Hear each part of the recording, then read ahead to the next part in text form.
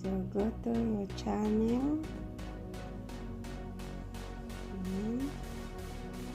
and then YouTube Studio. Go to your setting, and then here it is, back scan up, and then go upload defaults, and then advanced settings, and scroll down.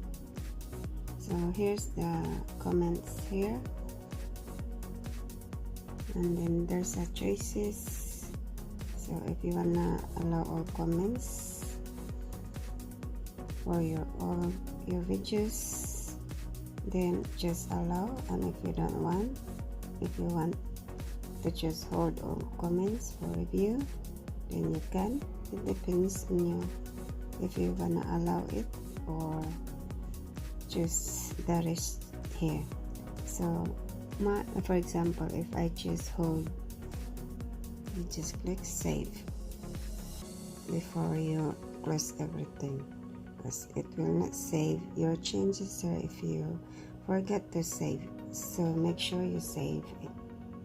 So now I'll go back here and I'll just allow all comments. Ayan, so there's no hold comments for review. So ayan siya guys, it's already saved mine.